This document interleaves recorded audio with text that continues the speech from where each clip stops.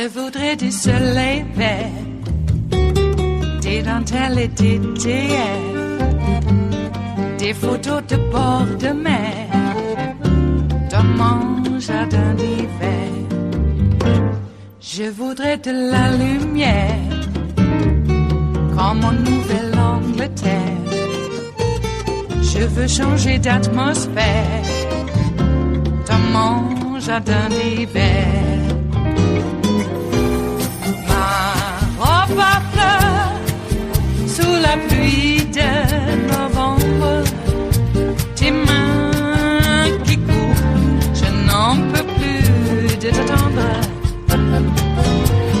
Les années passent, qu'il est loin, là je tombe.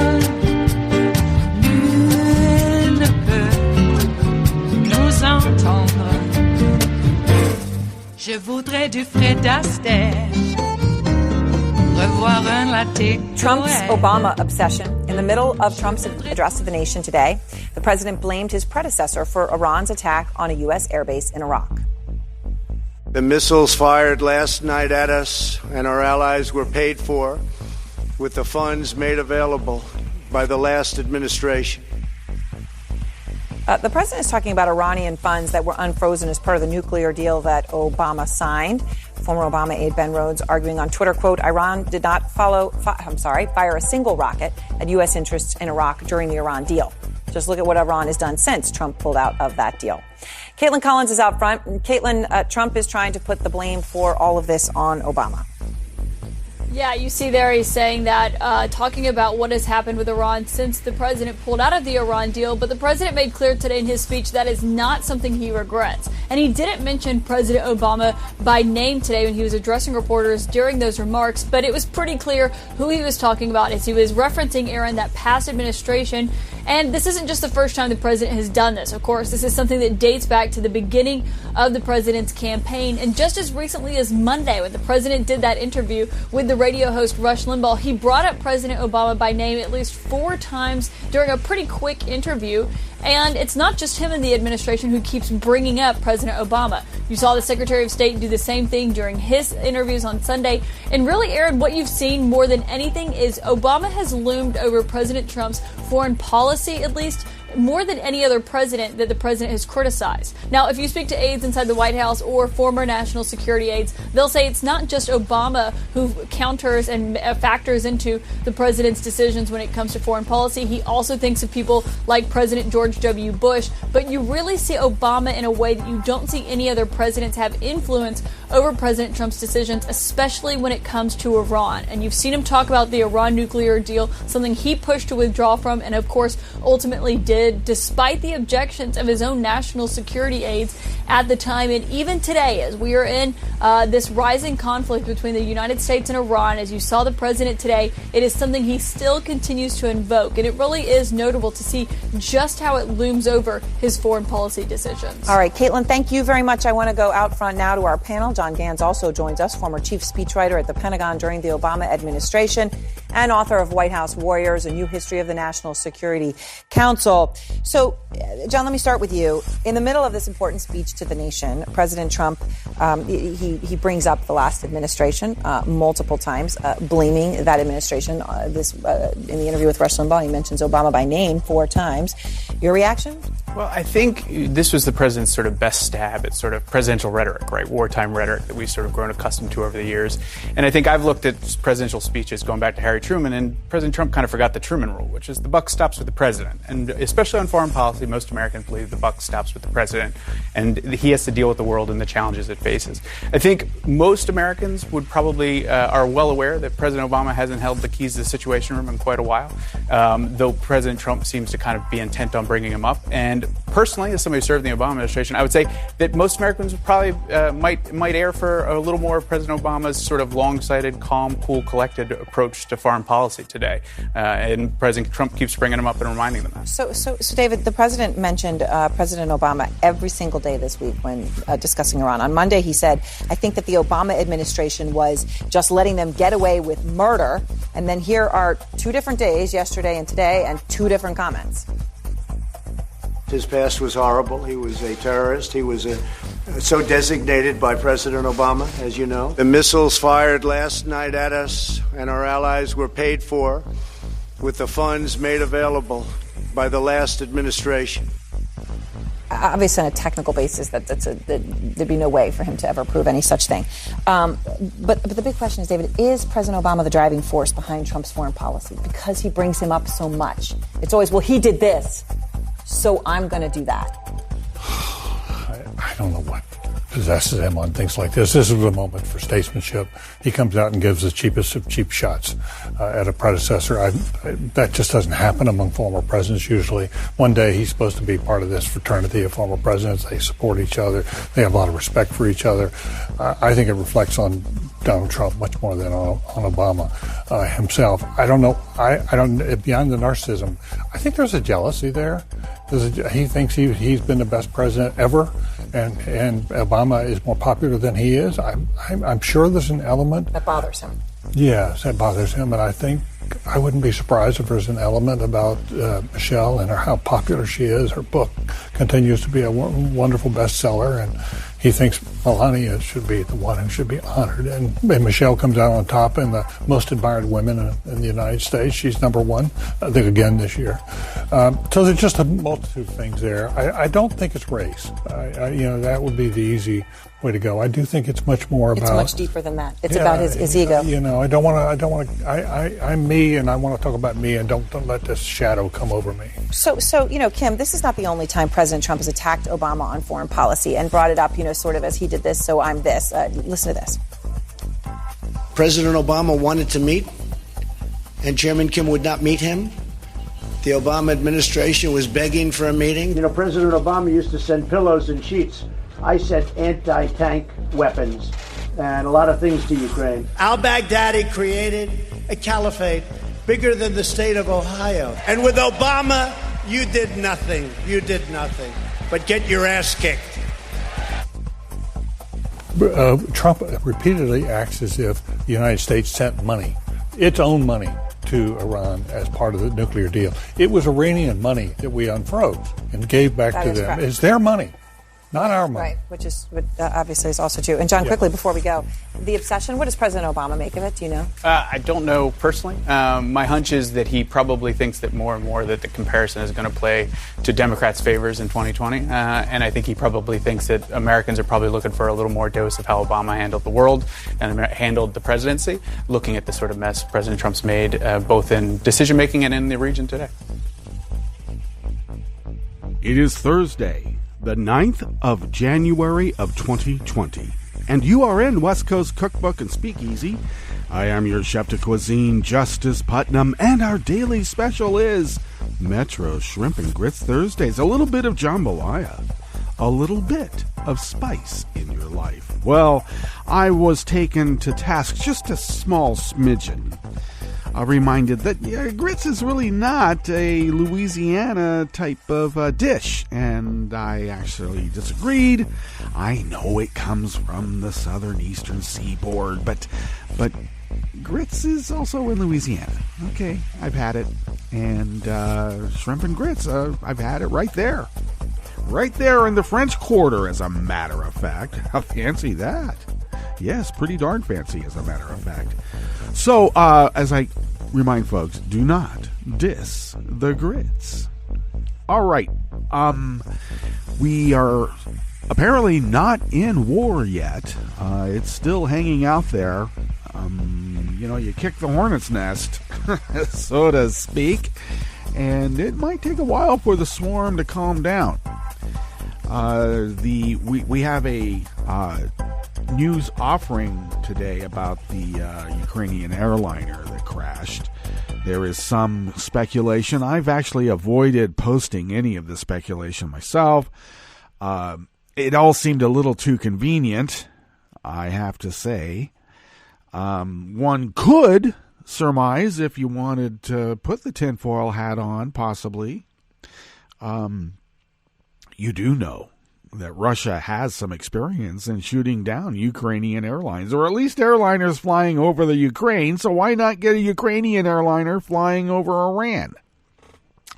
Or could it have been an accident by the Iranians? since they were getting ready to pretty much, in their minds, defend themselves against an onslaught of a lot of jets coming their way, or missiles lobbed their way, and they think they're going to Star Wars them out of the sky. But we are also reminded it is a Boeing jet. And Boeing has not had very much success keeping their airplanes in the sky recently, especially with the one that has the software problems. There are reports that the jet, the airliner, was on fire as it came down out of the sky, which could mean that it was hit by a missile, or it had engine problems, or any number of things. But it is all just too coincidental, so very, very convenient.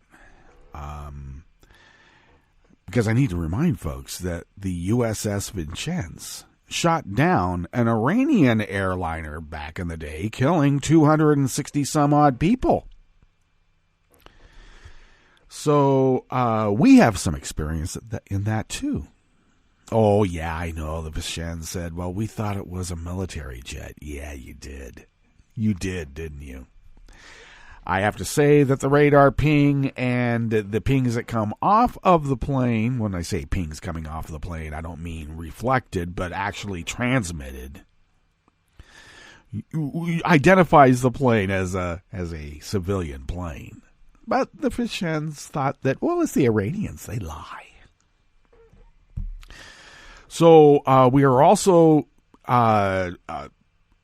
ordered to believe that Soleimani was a terrorist of even more of a terrorist than Osama bin Laden, even though no one here had ever heard of Soleimani.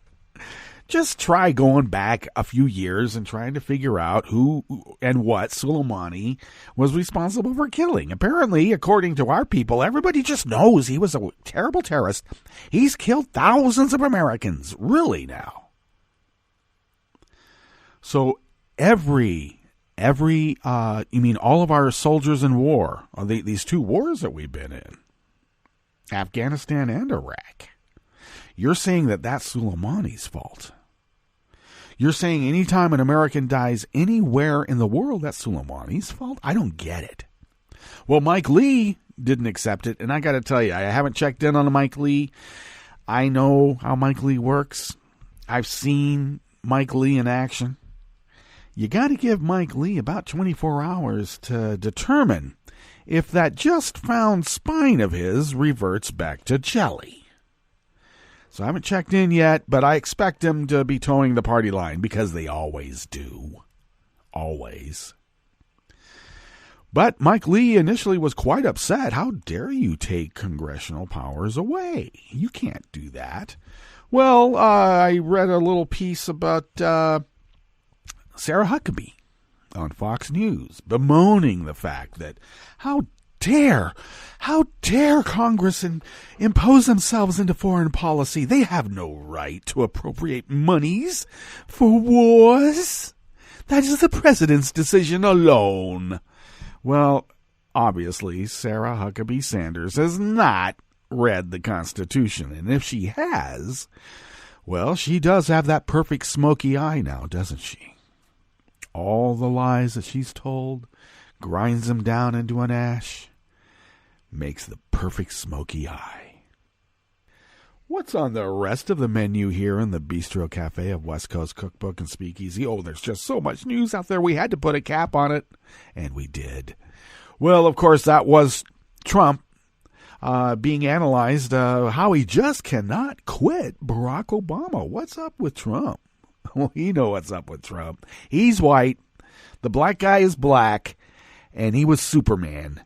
And Lex Luthor wants to throw some kryptonite, just in the general atmosphere for all to breathe. On the rest of the menu in the Bistro Cafe of West Coast Cookbook and Speakeasy, hey, it's Metro Shrimp and Grits Thursdays. Well, since the 1st of January, and that was only like 8 days ago. It's the 9th today.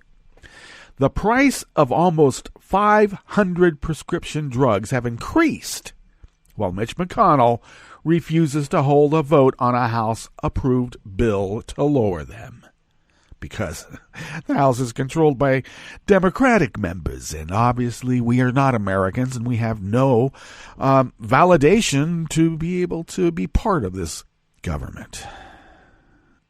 A federal appeals court blocked Trump from denying green cards to people who use public benefits.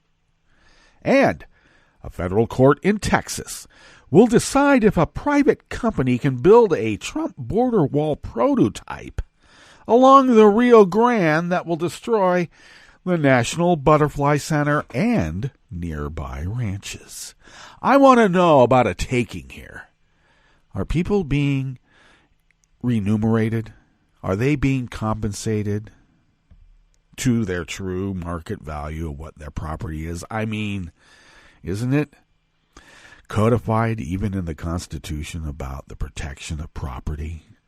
Well, after the break, we move to the chef's table, where undermining companies that are converting to safer materials, the U.S. has delayed a ban on licenses for bomb-grade uranium exports for 2 years. Well, that's because Obama had put those regulations in place, and they have to be undone.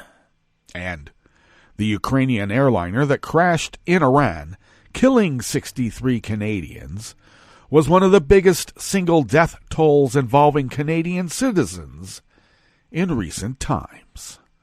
All that and more on West Coast Cookbook and Speakeasy. Bon appetit.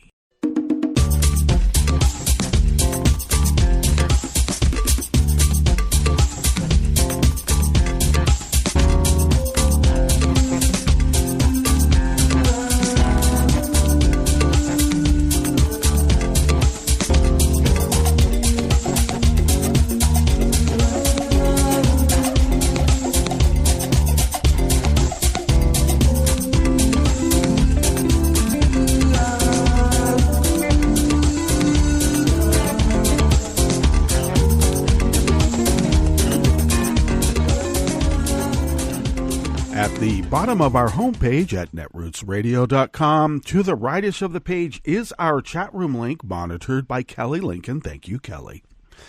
To the leftish of the chat room link at the bottom of our homepage at netrootsradio.com is the link to our Patreon site. And I know this is a broken record. I do so apologize. But if you could become a recurring Patreon of Netroots Radio, it's going to help us. It already has for over 8 years now, going on 9. Your generosity has allowed us to fulfill our civic duty of Resistance Radio, and we are forever indebted to that generosity. Though the bulk of what we do comes out of our own wallets, we still would be unable to do any of this without you. So thank you, and your generosity is more than greatly appreciated. It actually helps us pay the bills. Follow Netroots Radio on Twitter.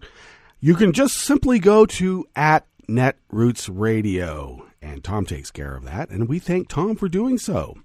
I, of course, take care of @JusticePutnam. Go ahead and follow me there.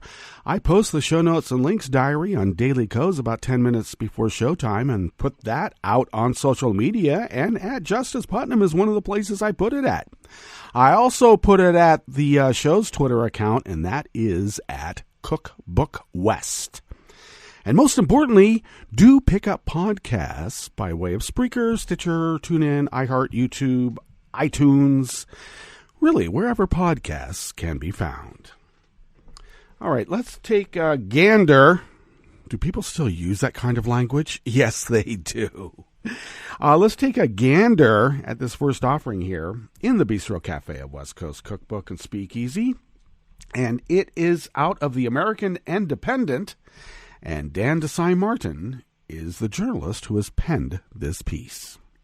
Since the beginning of 2020, the prices of almost 500 prescription drugs have increased.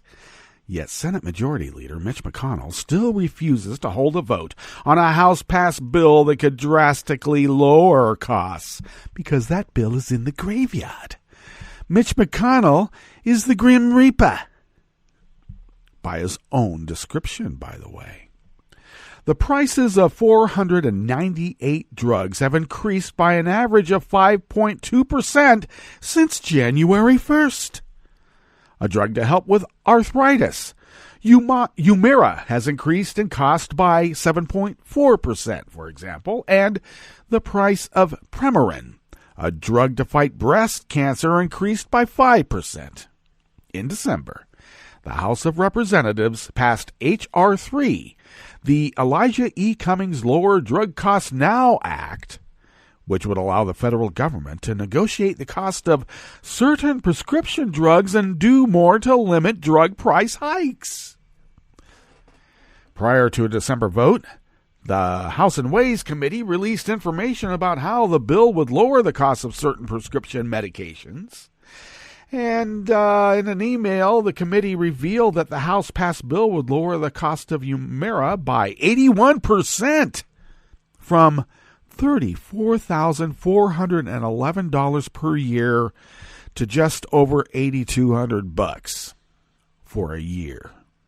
Premarin, the House-passed measure, would drop the cost by 96%, from $568 per year to just $21 per year.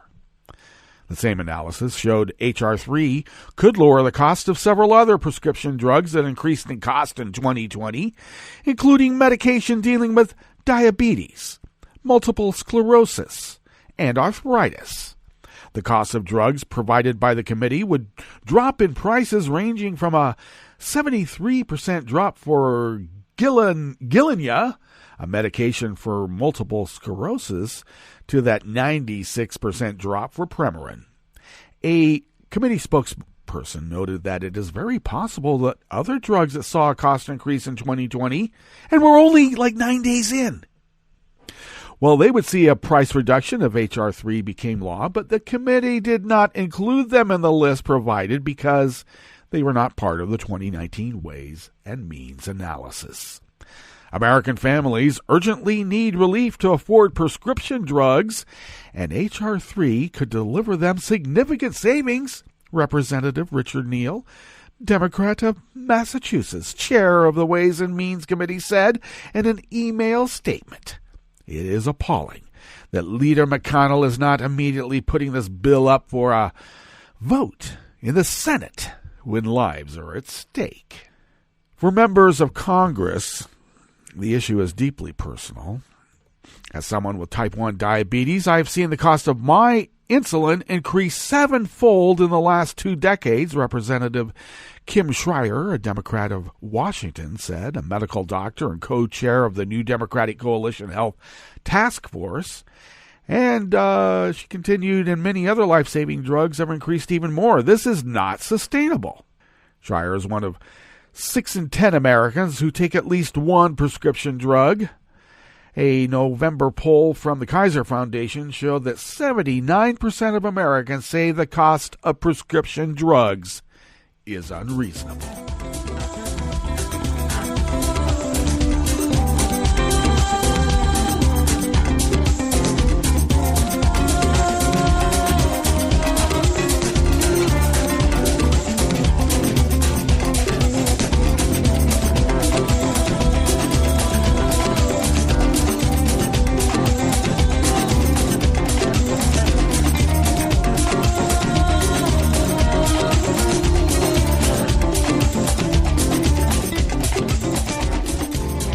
Next offering here in the Bistro Cafe of West Coast Cookbook and Speakeasy, Metro Shrimp and Grits Thursdays. A little bit of jambalaya, a little bit of spice in your life. This offering comes out of the Associated Press.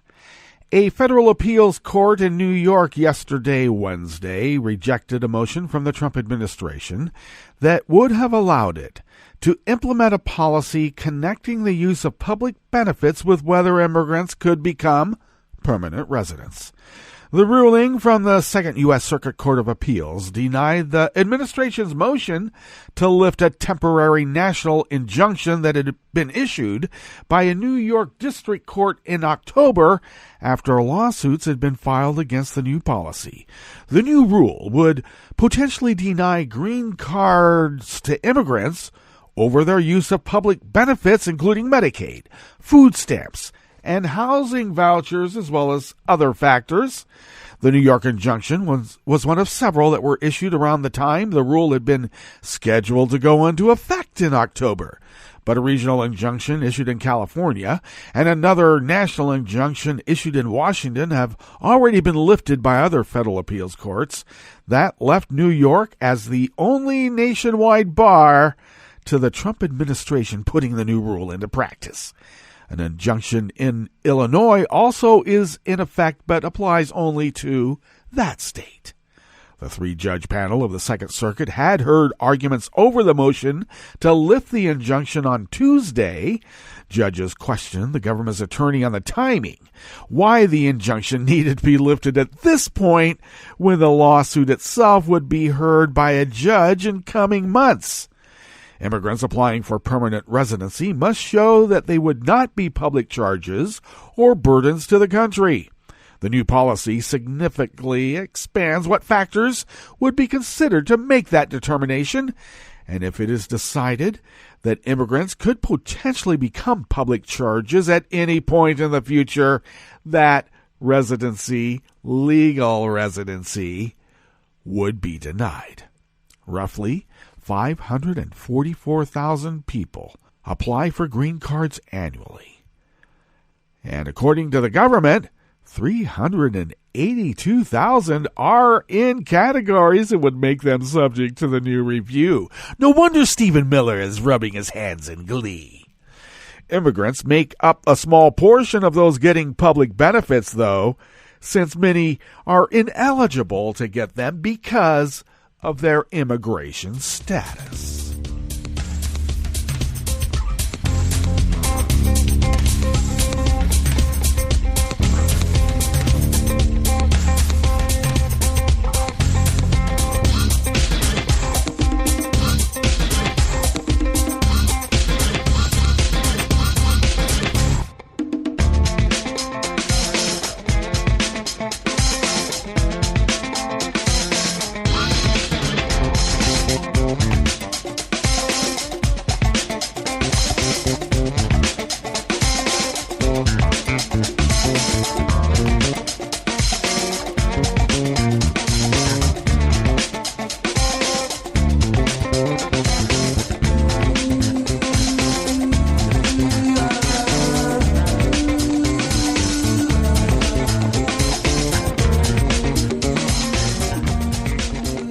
Norman Merchant of the Associated Press brings us this final offering here in the Bistro Cafe of West Coast Cookbook and Speakeasy. For Tommy Fisher, a federal court hearing set for today, Thursday, next to the U.S.-Mexico border could result in his company getting a chance to prove it can build Donald Trump's signature border wall faster and better than the government. For environmentalists and some landowners in South Texas, the hearing could clear the way for a project that they say will cause flooding and destroy their property. A federal judge in the South Texas city of McAllen is expected to decide whether to lift a temporary restraining order against a project to build a privately funded border wall next to the Rio Grande. Fisher's construction company, which has already won a $400 million border wall contract in Arizona, wants to install 3 miles of steel posts roughly 35 feet from the U.S. bank of the river. The posts would go on private land with a concrete road behind them intended for law enforcement. Dating back to the Secure Fence Act of 2006, the U.S. has largely avoided building right next to the Rio Grande. The meandering river separating the U.S. and Mexico and Texas sustains wildlife and provides fresh water to both countries through a series of dams and canals defined by international treaty obligations. To avoid violating those obligations by causing erosion or rerouting water from the river, the U.S. has built much of the border wall in South Texas a mile or more away from its riverbank. There's been relatively little border wall construction in Texas under Trump, though government attorneys have started going to court to seize private land for the project. Let me repeat that. The government is going to court to seize private land for this vanity wall. It is only a PR stunt. No wall is going to prevent people from it coming. It's the most ludicrous, asinine campaign political promise ever made. Please. The U.S. sued to stop Fisher's project, leading to U.S. District Judge Randy Crane issuing a restraining order. Also opposing the project is the National Butterfly Center, a nonprofit located next to the private site. And let's remind folks, because we've reported it here, this guy purposely bought the property, secured the property right next to the Butterfly Center to stick it to the libs. After hearing testimony last week, Crane will hear from more witnesses today. If Crane lifts his restraining order, Fisher says his crews could start work as soon as Sunday and finish in 8 days. The project was originally announced by the We Build the Wall, a Florida-based nonprofit founded in December of 2018 when Trump demanded $5 billion in wall funding from Democrats in Congress. I would think that would be Democratic members in Congress. Please, Associated Press, get it right. When Democratic members refused, I have to do some on-the-fly editing here, I apologize. When Democratic members refused, the resulting standoff led to the longest government shutdown in U.S. history. Oh, it's the Democratic members' fault. Not Trump pushing some fevered, psychotic dream that we're all supposed to pretend is real. Telling supporters that it would build new barriers on its own, We Build the Wall launched an online fundraising campaign and has raised $25 million. $25 million. Wow. The group's founder, Brian Colfodge, has promoted the South Texas project heavily on social media, exhorting donors to give more and attacking project opponents, including making baseless claims that groups such as the Butterfly Center support human trafficking. Now, let's be clear. Border Patrol and DHS have been arresting their own officers, their own agents by the droves for what? Yes, human sex trafficking and kidnapping babies from their parents and putting them up for adoption and taking the money.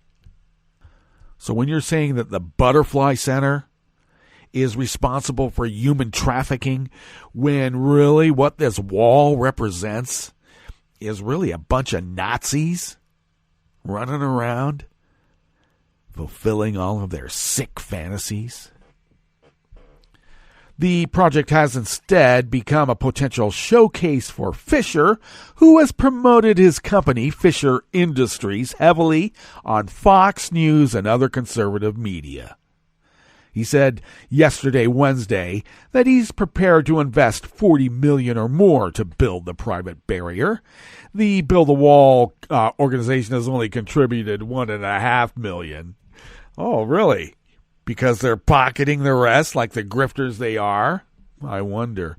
In one hearing last year, the group's general counsel, former Secretary of State and Trump ally Chris Kobach, said it was mostly providing social media cheerleading.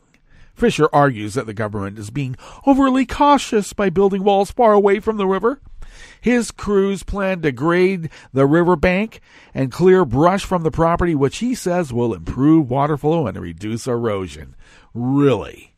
Well, opponents sharply disagree. They discount a study conducted by Fisher Industries that claims water would flow harmlessly through a 5-inch gap between the fence posts. They also worry about the 18-foot steel post could break off in a storm and flow downstream into communities in U.S. and Mexico. The U.S. government sued Fisher Industries and We Build the Wall on behalf of the International Boundary and Water Commission, which oversees the river under treaty obligations. A commission spokesman said that its engineers were still reviewing the Fisher Industries studies and offering feedback.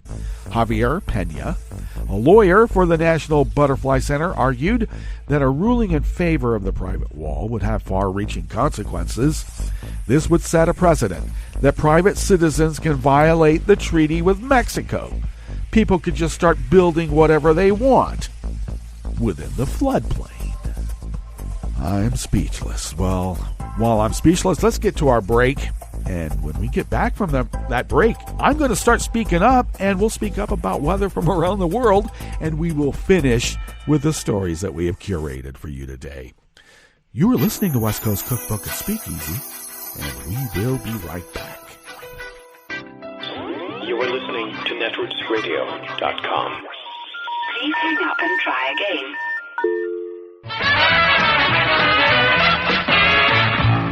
From a point at sea to the circles of your mind, a new force is at work for planetary transformation.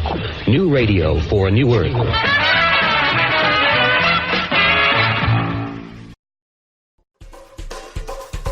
This is Scientific American's 60-Second Science. I'm Christopher Intagliata. We humans used to think that our ability to use tools made us different from all other animals. But then we found out chimps use tools too, such as twigs to gather termite snacks and rocks to hammer open nuts. And some birds use tools, like brainy New Caledonian crows, which can assemble multi-part tools to solve puzzle boxes presented to them by researchers. Well, now we've learned that a different group of birds, seabirds, can also use tools. Scientists spied on Atlantic puffins, the distinctive tuxedoed birds with bright orange beaks. And in 2014, the observers spotted one floating on the sea off Wales, scratching its back with a stick. Then in 2018, the researchers caught another tool-using puffin on camera on Iceland's Grimsey Island. In a short video clip, a puffin can be seen grabbing a stick with its beak and then using it to scratch its chest, perhaps to dislodge one of the seabird ticks infesting the island that summer. The details about puffin proficiency are in the Proceedings of the National Academy of Sciences. Study author Annette Fayette told Scientific American in an email that these two instances don't prove that seabirds are highly intelligent, though they could be smarter than we thought. But what is certain, she says, is that puffin populations are crashing, and it's largely the fault of us and our tools, which have led to overfishing, climate change, marine pollution, and the presence of invasive species, all of which makes seabird life harder. It would be nice to keep puffins and their compatriots around, to find out just what else we don't know they're capable of. Thanks for listening. For Scientific American's 60-Second Science, I'm Christopher Intagliata. Hi, it's Tom. Could we humbly suggest your donation to netrootsradio.com? All we've got to run this 24-hour powerhouse of progressive resistance radio is what comes out of our own wallets. And you are our biggest donor. And it doesn't take much, $3, $5. Just go to the bottom of our netrootsradio.com page and hit our secure donate button. Heck, you can even make a recurring contribution, and you'll get a wondiferous pair of Netroots radio stickers for application to your backpack, your bumper sticker, or your banjo. Well, it's up to you which backpack you want to put it on. So donate what you'd like at the bottom of our netrootsradio.com's homepage, because you are our biggest donor. netrootsradio.com. Together, we are Resistance Radio.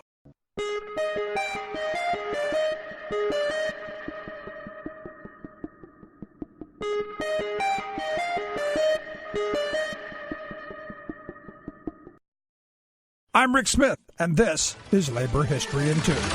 Do national security concerns outweigh the right of workers to form a union? That question was being debated on this day in labor history. The year was 2003. The head of the Transportation Security Administration, James Loy, made the case that collective bargaining would be an impediment to the war on terrorism. He signed an order that prohibited unionization by passenger and baggage screeners. The move was just one of several that eroded federal workers' rights in the name of national security in the aftermath of 9/11. The TSA was founded in the months after the 9/11 attacks by the Bush administration. Prior to the TSA, screening was done by private contractors run by the airlines. With the new organization, more than 45,000 screeners became part of the federal workforce. Massachusetts Senator Teddy Kennedy disagreed with the Bush administration's position that these workers could not join a union. He released a statement saying, "It's not Homeland Security, it's union busting." The TSA workers did not give up their fight to join a union. For the better part of a decade, they continued to organize and make their case. In 2011, the workers voted to become part of the American Federation of Government Employees. It was the largest union election by federal workers in United States history. There are limitations to the union, however, such as the screeners cannot go on strike, but the union can advocate for safe and fair workplace conditions. When the union was finally recognized, President of AFGE John Gage issued a statement. He declared, "Today marks the recognition of a fundamental human right for 40,000 patriotic federal employees who have been disenfranchised since the inception of the agency. Today, nearly 16,000 screeners have joined the union." Like what you hear? Check out more at laborhistoryin2.com. I read the news today, oh boy. It's time for Nicole Sandler's What's News from NicoleSandler.com and the Progressive Voices Network. Donald Trump addressed the nation Wednesday for the first time since ordering the airstrike that killed Iranian General Qasem Soleimani and Iran's subsequent strikes attacking 2 Iraqi military bases housing U.S. troops. Trump said, quote, "Iran appears to be standing down," and noted there was only minimal damage and no casualties. Even so, he said, quote, "We continue to evaluate options in response to Iranian aggression." He pledged to disrupt Iranian efforts to obtain nuclear material, announced additional sanctions on Iran, and said the U.S. wouldn't escalate conflict with the country. But the speech was met with mixed reviews. There was, of course, Lindsey Graham, who couldn't get his nose far enough up the president's ass. This speech will be talked about long after his second term. This is on par with tear down this wall, Mr. Gorbachev. This is resetting the relationship between the world and Iran, just not the United States. The president said there's an evil empire in Iran that's bent on destroying the world, killing the people in Israel and coming after us, and I will no longer tolerate it. So this is on par with Reagan's tear down this wall speech. Now, that would be funny if it weren't so sycophantic. As for the rest of us, well, Rolling Stone magazine described the speech as contradictory and discordant, a mishmash of chest-beating, dodgy history, Pentagon humping, and empty calls for peace. And many of us couldn't even hear what he was saying over his robotic delivery, heavy breathing and sniffing, and slurred and mispronounced words, prompting terms like hashtag Sniffy McAdderall to trend on Twitter. Seriously. In a rambling speech in which he claimed credit for ending a crisis he started, bragged about U.S. military might, announced crushing new sanctions on Iran, lied about the intelligence that led to the assassination of Soleimani, and then urged the world to strike a new peace deal with Iran. Trump claimed to want peace, but the whole thing was incoherent and bizarre. And if you were thrown off balance by Trump's wild swings from starting a conflict to claiming he stopped one, you were not alone, because as usual, Trump himself seemed off-kilter and had trouble reading from the teleprompter. The civilized world must send a clear and unified message to the Iranian regime. Your campaign of terror, murder, mayhem will not be tolerated any longer.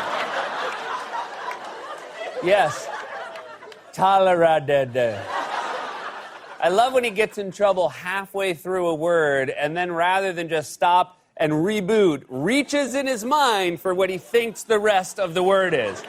Tolerate, tolerade, Toblerone.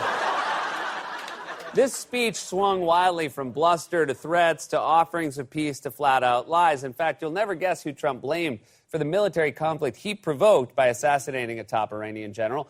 The missiles fired last night at us and our allies were paid for with the funds made available by the last administration. You're blaming Obama for this? What's Trump going to blame him for next? Is Obama the one who told you to breathe in through your nose before every word like a scuba diver about to go underwater?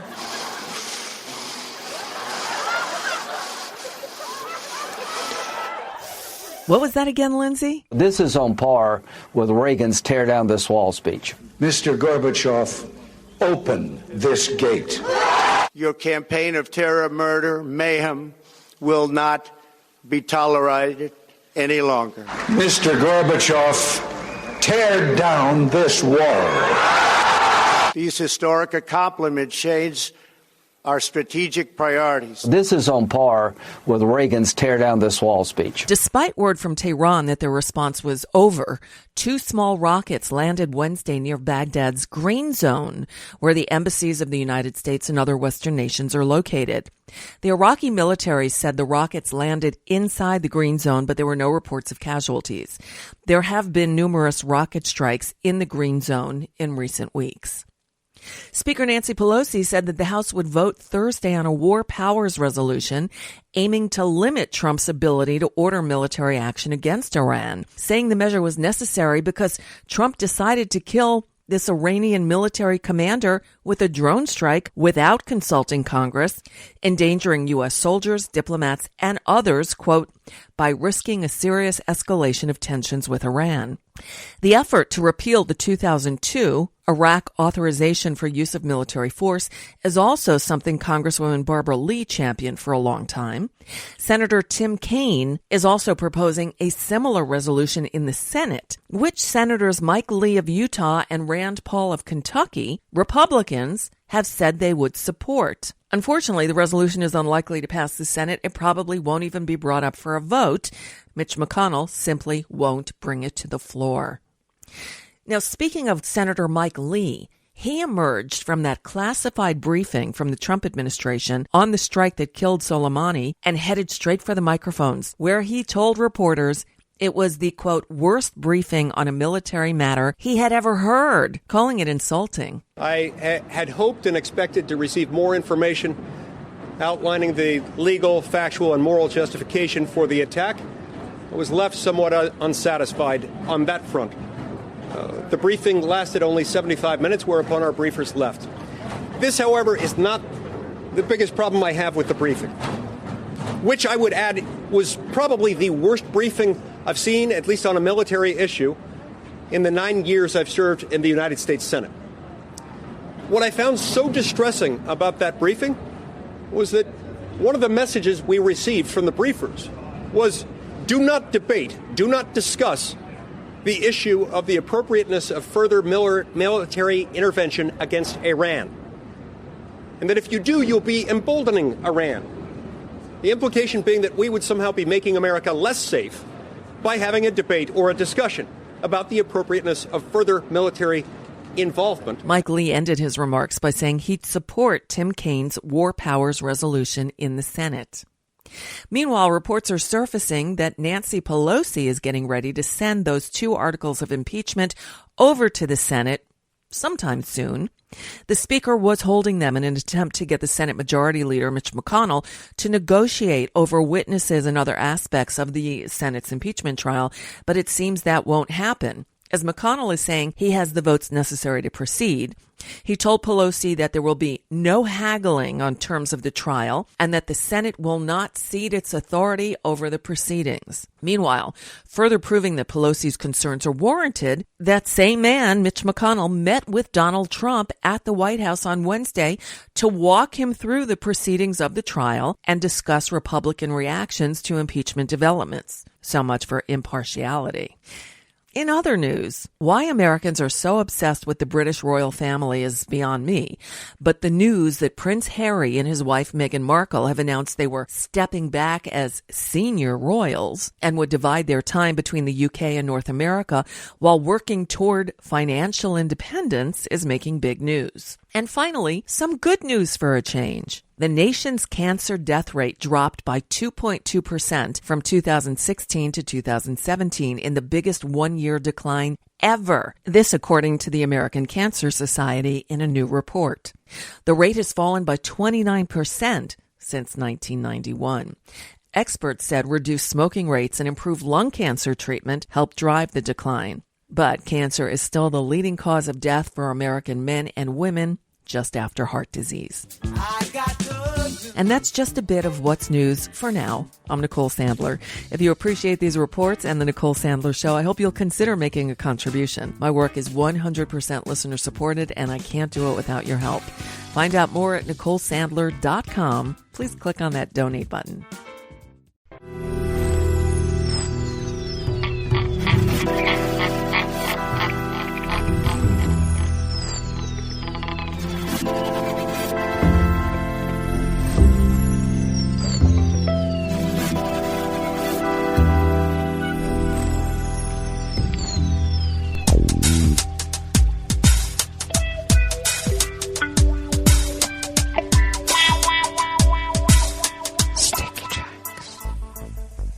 Thank you for accompanying us here to the chef's table at West Coast Cookbook and Speakeasy.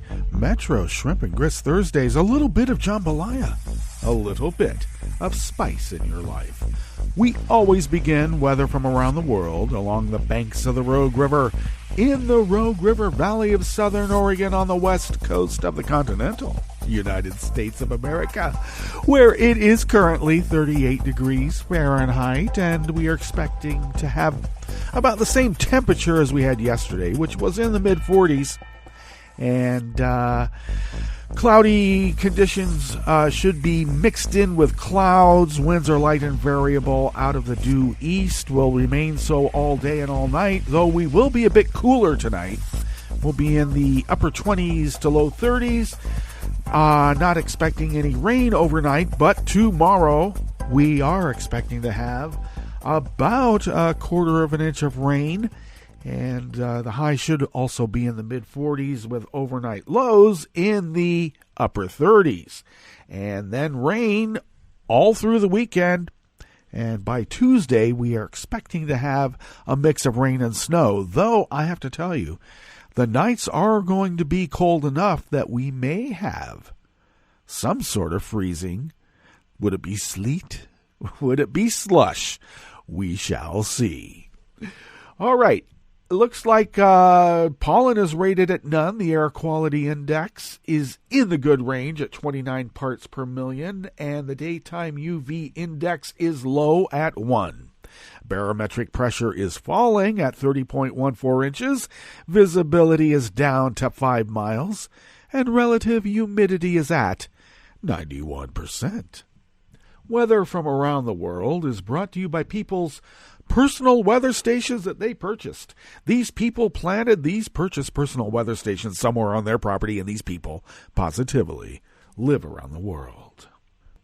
London is 54 with rain, and a chance of a young, beautiful couple deciding to step away from their senior royal duties. That looks like that's going to be about 98%. Paris is 54 and cloudy. Rome is 54 and sunny. Kyiv is 35 with a light drizzle.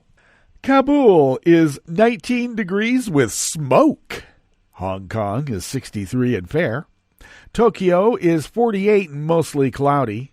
Sydney, Australia is 73 and mostly cloudy with a 98% chance that their Prime Minister, Scott Morrison, is an idiot.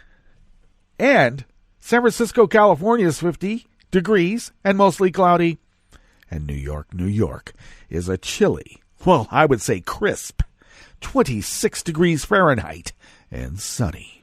And that is weather from around the world, brought to you by people's personal weather stations that they purchased. These people planted these purchased personal weather stations somewhere on their property, and these people positively live around the world.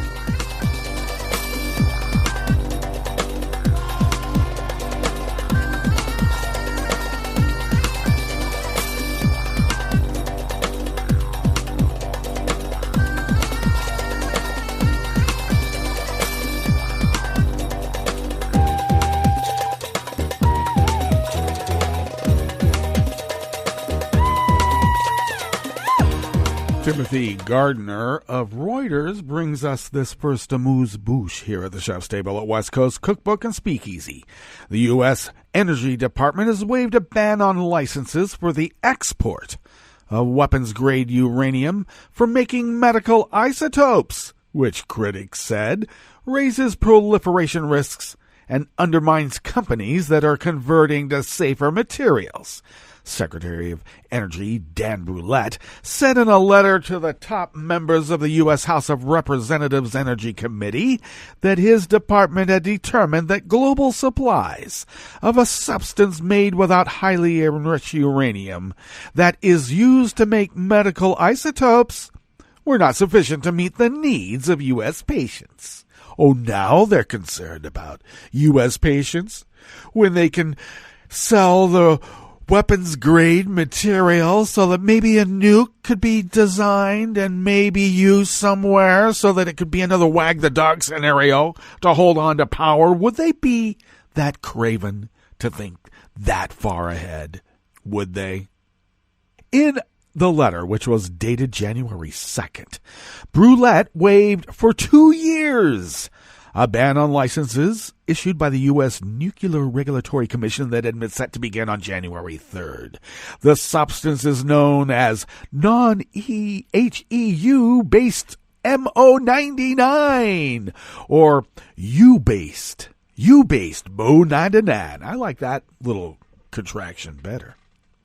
A company in Belgium called Institute for Radio Elements, or IRE, I'll call that IRE, wants you to make the isotopes. IRE wants you to make the isotopes. Now, all of this would be fine and dandy if radioisotopes were only used for a variety of medical purposes, such as imaging, diagnosis, and the treatment of cancer. Alan Kupperman, a University of Texas professor and founding coordinator of the Nuclear Proliferation Prevention Project, said that the move undermines companies converting to low-enriched uranium, a material that does not pose proliferation risks, and startups that are making the medical materials without you. It's irresponsible and unnecessary, Kupperman said. He said that the Energy Department was hurting U.S. policy akin to putting the soccer ball in your own net. Of course, neither the National Nuclear Security Administration or the Department of Energy as a whole would respond for comment because, hey, the press are the enemy of the people, don't you know? Belgium has had security problems at nuclear facilities. In 2014, a perpetrator drained lubricant at a reactor, shutting down the power plant and causing $200 million in damages. And in 2016, police said bombers who blew themselves up in Brussels had secretly filmed movements of the head of Belgium's nuclear research program.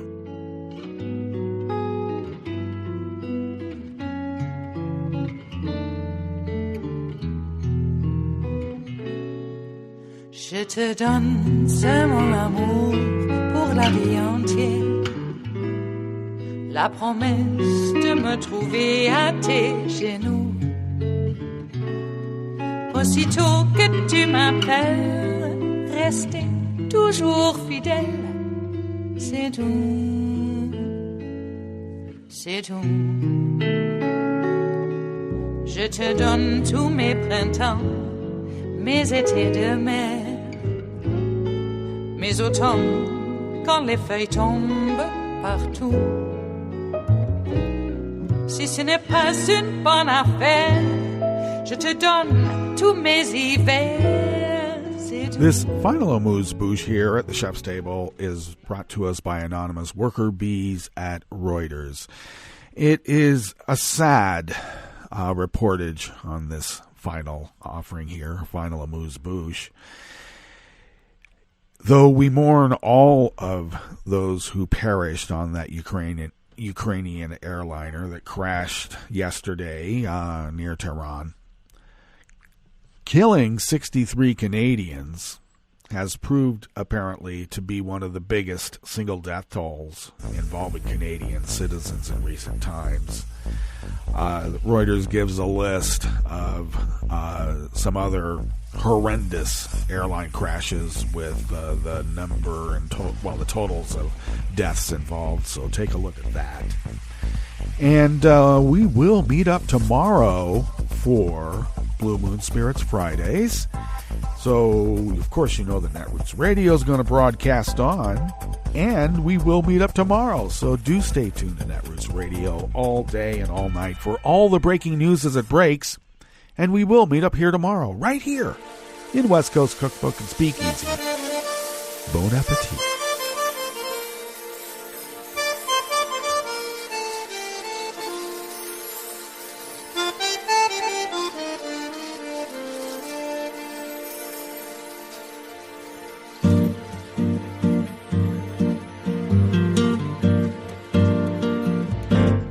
Je voudrais du soleil vert, des dentelles et des théières, des photos de bord de mer, dans mon jardin d'hiver. Je voudrais de la lumière, comme en Nouvelle-Angleterre. Je veux changer d'atmosphère, dans mon jardin d'hiver. Ma fleur sous la pluie de novembre, tes mains qui courent, je n'en peux plus de t'attendre. Les années passent, qu'il est loin, là je tombe. Nul ne peut nous entendre. Je voudrais du Fred Astaire, revoir un latte Goël. Je voudrais toujours te plaire dans mon jardin d'hiver. Je veux déjeuner par terre, comme au long de golfe clair, t'embrasser les yeux ouverts dans mon jardin d'hiver.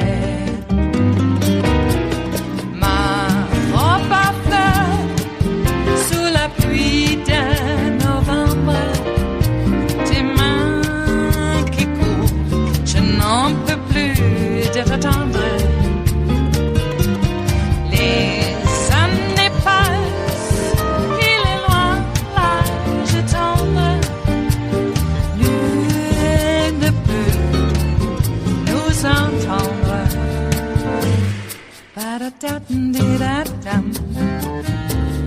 Ba-da-da-dum-di-da-dum. Ba-da-da-dum-di-da-dum. Dans mon jardin d'hiver. Ba-da-da-dum-di-da-dum. Ba-da-da-dum-di-da-dum. Ba-da-da-dum-di-da-dum. Dans mon jardin d'hiver. Dans mon jardin d'hiver.